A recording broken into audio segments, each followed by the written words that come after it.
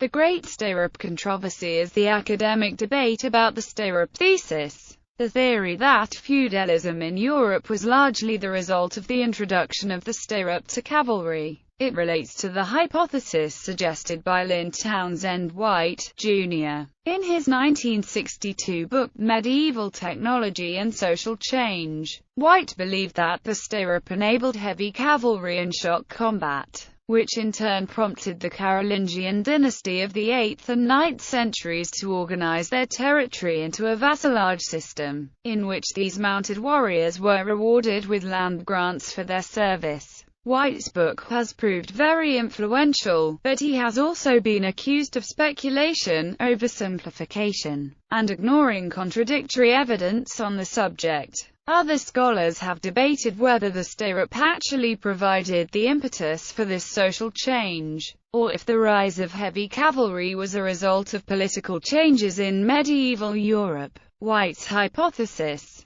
White begins by tracing the research of the 19th-century German historian Heinrich Brunner, who claimed that the switch to mounted warfare occurred after a battle with the Saracen army in 732. Brunner pointed out that Pepin the Short began demanding horses as tribute from the Saxons in 758, citing this as evidence of an increasingly cavalry-dependent army. Brunner also claimed that the Muslim incursion into Europe prompted Charles Martel to confiscate church lands to support a cavalry. White used linguistic change as an evidence of a drastic change in weapons to support his claim that this change to mounted shock combat occurred in the early 8th century. He claimed that the Francisca was replaced by longswords and lances, weapons designed to be used from horseback. The lance, White says, is the strongest evidence that the Franks had adopted the stirrup by this time. He further claimed, the feudal class of the European Middle Ages existed to be armed horsemen, cavaliers fighting in a particular manner which was made possible by the stirrup. He believed that the stirrup had made the knight. Criticisms of White's ideas. Despite the great influence of White's book, his ideas of technological determinism were met with criticisms in the following decades. It is agreed that cavalry replaced infantry in Carolingian France as the preferred mode of combat around the same time that feudalism emerged in that area. But whether this shift to cavalry was caused by the introduction of the stirrup is a contentious issue among historians. It has been asserted that armored cavalry were used successfully without stirrups before their introduction, and that the transition to cavalry was not a result of new technologies. The first fully armored cataphracts appeared in the 3rd century BC, almost 1,000 years before the Carolingian dynasty. White argued that they were essentially armored bowmen. Sawyer and Hilton's critique in an April 1963 review of White's book. The scholar Peter Hayes Sawyer, of the University of Birmingham, and R.H. Hilton, were quick to point out that the most serious weakness in this argument is that the introduction of the stirrup is not in itself an adequate explanation for any changes that may have occurred. The stirrup made new methods possible, not inevitable.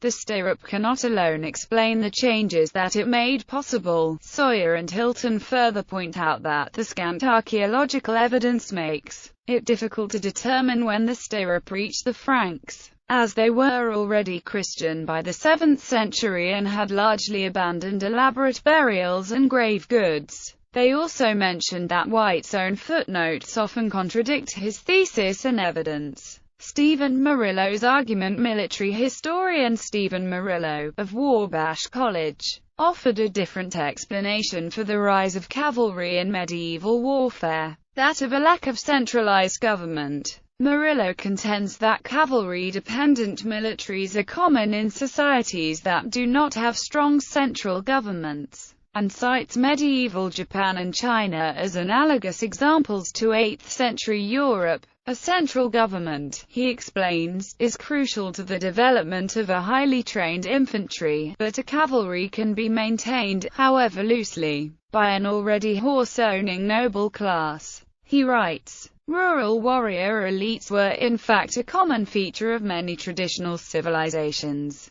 Sons of such classes were raised to the military lifestyle, trained in small groups built from the social connections among the class, and exercised military force in the interest of maintaining their own position in the hierarchy of power. Furthermore, Murillo examines cases of Frankish warriors fighting on foot, and defeating mounted knights in the process. Even White quoted Brunner as admitting that a good infantry could break a cavalry charge if its soldiers held their ranks. Murillo used the example of the Familia Regis, an elite Anglo-Norman infantry unit, as further evidence that a strong central government was the key to developing a strong infantry. Therefore, Murillo considers feudalism a political construct rather than a military one. However, his political explanation fails to consider the pagan Germanic legacy of gift-giving from a king to his warriors as an influence on the rise of the vassalage system. Objections from Archaeology and Experiment. It has also been asserted that modern reenactment and experimental archaeology has shown that the stirrup provides very little benefit for a mounted lancer, and a cantled saddle and spurs have a greater effect. White noted the importance of the prior emergence of the saddle, but argued the stirrup made possible, although it did not demand, a vastly more effective mode of attack. Now the rider could lay his lance at rest, held between the upper arm and the body, and make at his foe, delivering the blow not with his muscles but with the combined weight of himself and his charging stallion. Stirrups provide stability for striking in melee after the initial cavalry charge.